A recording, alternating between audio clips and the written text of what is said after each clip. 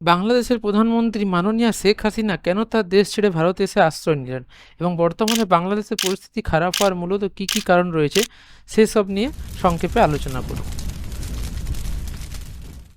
14 জুলাই তিনি একটি press conference রাখেন প্রচেষ্টাদের শান্ত রাখার জন্য, কিন্তু সেই সময় তিনি এমন একটি কথা বলেছিলেন যেটির ফলে এই পিসফুল প্রোটেস্ট ক্রমাগত আগুনের রূপ নেয় এবং স্টুডেন্টরা কেন এই প্রোটেস্ট শুরু করেছিল এই সব কিছু প্রশ্নের উত্তরের জন্য আমাদের বাংলাদেশের ইতিহাসে যেতে হবে।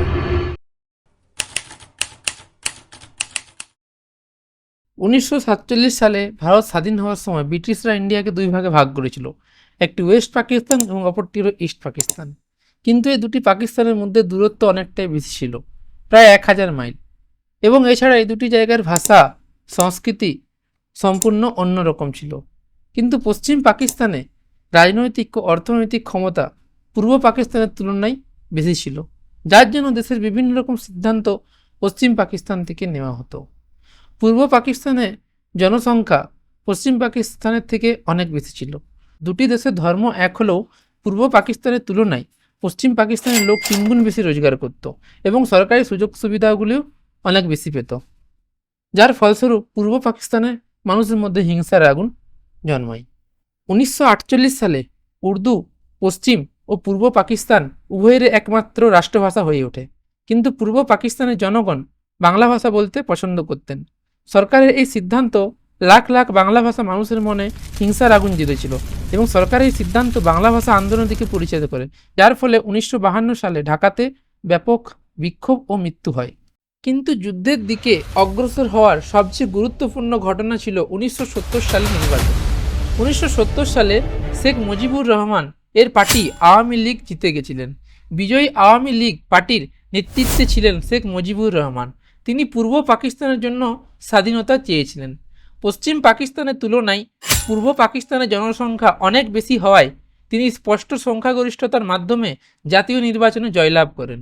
কিন্তু পশ্চিম পাকিস্তানে কেন্দ্রীভূত সরকার রহমানকে নেতা হিসাবে মেনে নেয়নি। তারা নির্বাচনের ফলাফল বাতিল ঘোষণা করেছিল।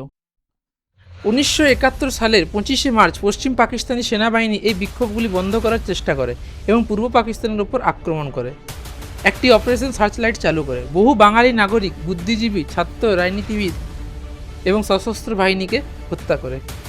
এরপর এই নৃশংস যুদ্ধ প্রায় 9 মাস ধরে চলে। এই যুদ্ধে মোট মৃত্যুর সংখ্যা আনুমানিক 5 লাখ থেকে 3 মিলিয়নেরও বেশি। লাখ লাখ প্রতিবেশী ভারতে পালিয়ে যায়। বাঙালি সেনাবাহিনীর সাহায্যে পূর্ব পাকিস্তান ও পশ্চিম পাকিস্তান সেনাবাহিনীর বিরুদ্ধে পাল্টা লড়াই করেছিল এবং পশ্চিম পাকিস্তান অবশেষে 1971 সালের 16 ডিসেম্বর আত্মসমর্পণ করে, যা বিজয় দিবস নামে পরিচিত, এবং এর ফলে সৃষ্টি হয় বাংলাদেশের।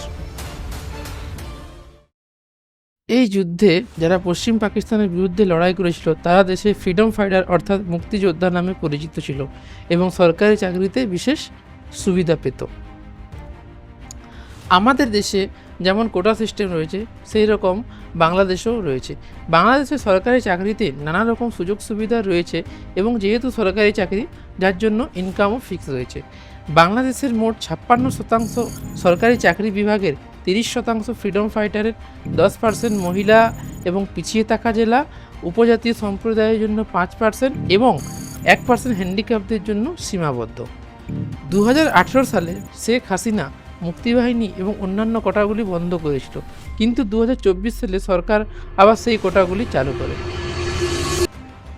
প্রথম দিকে এই প্রোটেস্ট শান্ত ছিল, কিন্তু 14 জুলাই শেখ হাসিনা প্রেস কনফারেন্সে বিক্ষোভকারীদের রাজাকারের বংশধরের সাথে তুলনা করেন। রাজাকার অর্থাৎ 1971 সালের যুদ্ধে পাকিস্তানের সাপোর্ট হয়ে বাংলাদেশের সাথে লড়াই করেছিল।